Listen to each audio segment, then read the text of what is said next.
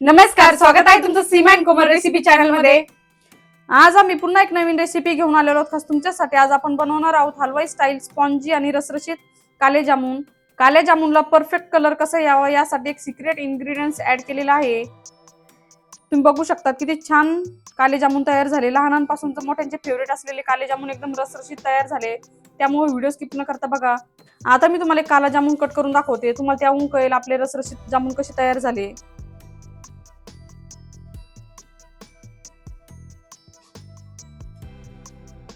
हे बघा किती छान जाळीदार जामुन तयार झाले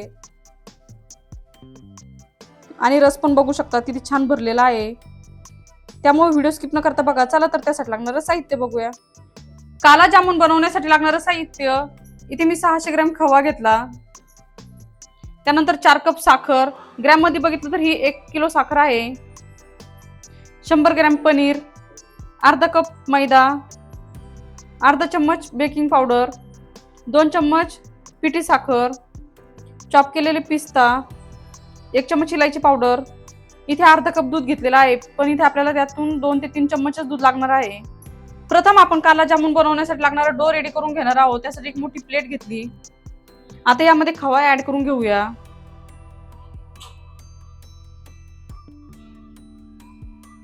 आता तुम्ही बघू शकता अशा प्रकारे मी प्लेट मध्ये खवा काढून घेतला। आता आपण हा खवा एका साईडला करून घेऊया। आता आपल्याला खवा मळून घ्यायचा आहे। त्यासाठी खवा मळताना तळ हाताचा वापर करायचा आणि खूप जास्त प्रेशर द्यायचं नाही, म्हणजे खव्यामधून तूप सुटायला नाही पाहिजे आपल्याला। ही प्रोसेस आपल्याला 3 ते 4 वेळेस करायची आहे। हे बघा किती छान स्मूथ खवा तयार व्हायला सुरुवात झाली।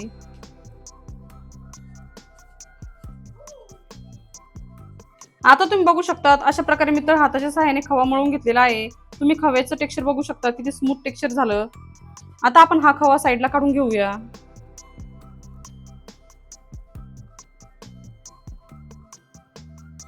आता याच प्लेटमध्ये आपण किसून घेतलेलं पनीर ऍड करून घेऊया। इथे मी पनीर किसून घेतलेलं आहे।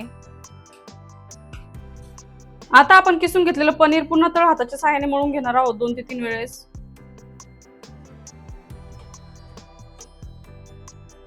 आता तुम्ही बघू शकता तिथे मी पनीर पण छान मळून घेतलेलं आहे तळ हाताच्या सहाय्याने। हे बघा स्मूथ टेक्स्चर झालं पनीरचं पण। इथे आपल्याला पनीर आणि खवा वेगवेगळा मळून घ्यायचा आहे। इथे आपल्याला खव्याला 2 ते 3 वेळेस मळून घ्यायचं आहे, त्यानंतर पनीरला पण 2-3 वेळेस। आपण जर दोन्ही एकत्र केलं तर व्यवस्थित ते मळले जात नाही। खवा तरी एक वेळेस मिक्स होऊ शकतो, पण पनीर मध्ये जे मोठे मोठे कण असतात ते व्यवस्थित मिक्स होत नाही, त्यामुळे आपल्याला पनीर साईडला घेऊनच मिक्स करून घ्यायचं आहे। आता आपण खवा आणि पनीर मिक्स करून घेणार आहोत।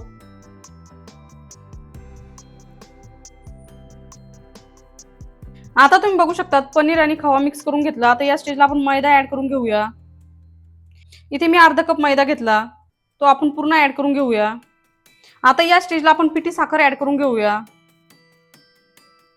आपण इथे काला जामुन बनवणार आहोत, त्यामुळे आपण इथे पिठी साखर ऍड केलेली आहे। तुम्ही जर नॉर्मल गुलाबजामुन बनवणार असाल तर तुम्हाला इथे पिठी साखर ऍड करायची गरज नाही। आता या स्टेजला आपण बेकिंग पावडर ऍड करून घेऊया। आता आपण हे सर्व साहित्य मिक्स करून घेऊया हाताच्या सहाय्याने। इथे आपल्याला डो बनवून घ्यायचा आहे।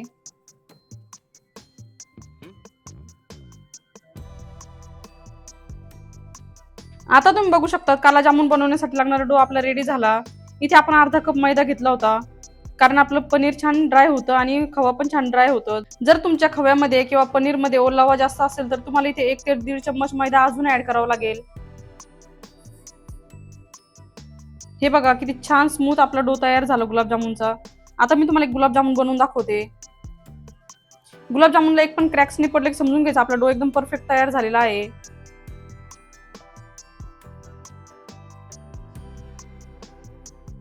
हे बघा आपल्या गुलाबजामुनला कुठल्याच प्रकारचे क्रॅक्स नाही, याचा अर्थ असा की आपला डो एकदम परफेक्ट तयार झाला।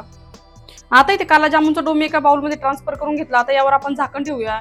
इथे आपल्याला 10 मिनिटांसाठी डोला रेस्ट द्यायचा आहे। आता आपण काला जामुन डिप करण्यासाठी लागणारा पाक तयार करून घेणार आहोत। त्यासाठी एक कढई ठेवली। आता यामध्ये आपण साखर ऍड करून घेऊया। इथे आपली साखर 4 कप आहे, त्यासाठी इथे मी 3.5 कप पाणी टाकणार आहे पाक बनवण्यासाठी। आता तुम्ही बघू शकता तिथे आपली साखर मेल्ट व्हायला सुरुवात झाली। इथे आपल्याला पाक 1 तारी किंवा 2 तारी बनवायचं नाही. नॉर्मल हाताला चिपचिपा पाक लागला की समजून घ्यायचं आपला पाक तयार झाला. आता इथे आपल्या पाकाला उकळी आली. आता या स्टेजला आपण दूध ऍड करणार आहोत. इथे आपल्याला पाकाला स्वच्छ करून घ्यायचं आहे. इथे 2 ते 3 चम्मच दूध ऍड करायचं आपल्याला. आता तुम्ही बघू शकता तिथे मी दूध ऍड केलं होतं पाक स्वच्छ करण्यासाठी. हे बघा साखरेमध्ये असलेली घाण पूर्णपणे वरती आली.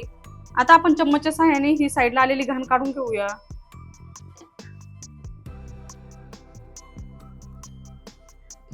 आता तुम्ही बघू शकता साखरेच्या पाकावर जी घाण आली होती मी पूर्णपणे काढून टाकली. इथे आपल्या साखरेचा पाक छान काचेसारखं चमकायला सुरुवात झाली. आता या स्टेजला आपण इलायची पावडर ऍड करून घेऊया. आता इलायची पावडर एकदम मिक्स करून घ्यायची. तुम्हाला हवं असेल तर तुम्ही इथे केशर पण ऍड करू शकतात. इथे आपला पाक तयार झालेला आहे. दोन्ही बोटाच्या मध्ये पाक घ्यायचा. जर बोटाला चिकटपणा वाटला की समजून घ्यायचा आपला पाक तयार झाला. आता आपण गॅसची फ्लेम बंद करूया. आता इथे काला जामुनचा डो छान सेट झाला. आता यापासून आपण काला जामुन बनवायला सुरुवात करूया.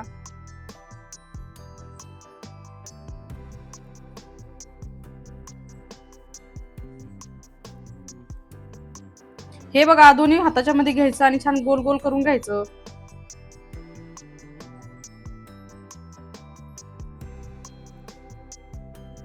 इथे जामुनला एक पण क्रॅक्स नाही आलं पाहिजे.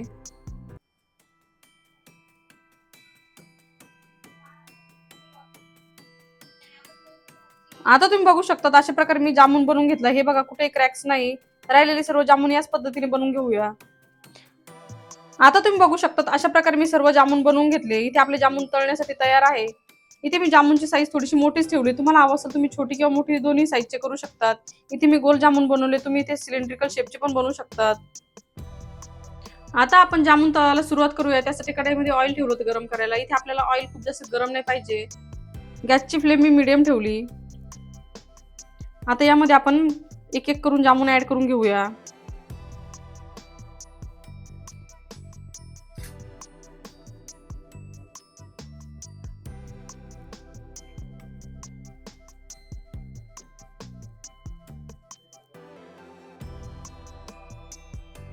हे बघा इथे आपले जामुन वरती आले. आता आपल्याला छान डार्क कलर येईपर्यंत हे जामुन तळून घ्यायचे आहे.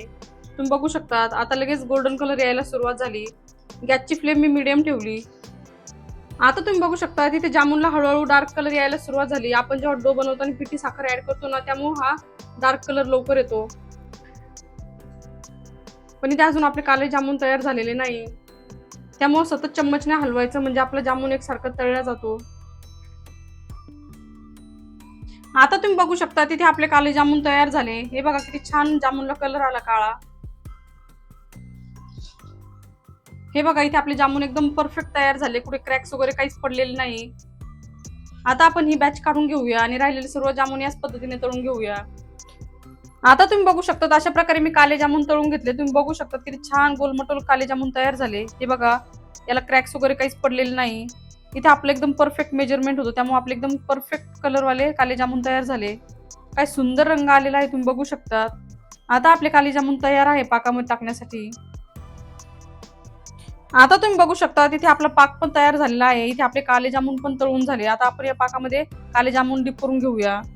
इथे आपला पाक कोमट आहे. आता या कोमट पाकामध्ये जामुन ऍड करून घेऊया. आता तुम्ही बघू शकता काले जामुन मी पाकामध्ये डिप करून घेतले. आता सध्या हे वरती आहे. जेव्हा पाक ऍब्झॉर्ब करतील तेव्हा ते खाली जाईल आणि त्याची साईज पण डबल होईल. आता आपण हे पातेलं साईडला ठेवणार आहोत 4 ते 5 तासासाठी म्हणजे आपले जामुन छान पाक ऍब्झॉर्ब करतील. आता इथे काले जामुन छान पाकामध्ये भिजलेले आहे. तुम्ही बघू शकता. वाव पाकामध्ये भिजल्याच्या नंतर आपले काले जामुन किती सुंदर दिसत आहे. त्याची साईज पण तुम्ही बघू शकता डबल झाली. सुरुवातीला जेव्हा आपण पाकामध्ये जामुन ऍड केले होते तेव्हा ते वरती तरंगत होते. आता पाक ऍब्झॉर्ब केल्यामुळे ते खाली जाऊन बसले. बघता क्षणी तोंडाला पाणी सुटेल असे आपले काले जामुन तयार झाले. आता मी तुम्हाला एक काला जामुन कट करून दाखवते.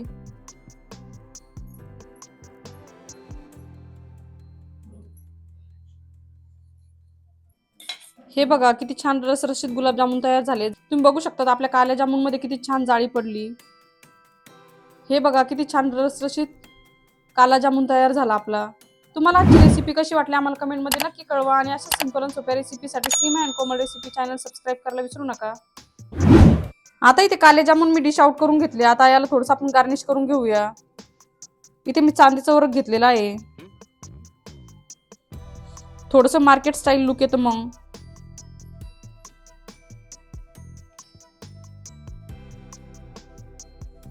त्यानंतर थोडेसे चॉप केलेले पिस्ता ऍड करून घ्यायचे. तुम्ही बघू शकता की छान लुक आला आपल्या जामुनला. आता राहिलेले सर्व जामुनवर याच पद्धतीने चांदीचं वर्क लावून घ्यायचं आणि पिस्ता लावून घ्यायचा. आता तुम्ही बघू शकता काल्या जामुनचं फायनल लुक. इथे चांदीचं वर्क लावून घेतलं, त्यानंतर थोडेसे चॉप केलेले पिस्ते टाकले. किती सुंदर आपले काले जामुन तयार झाले.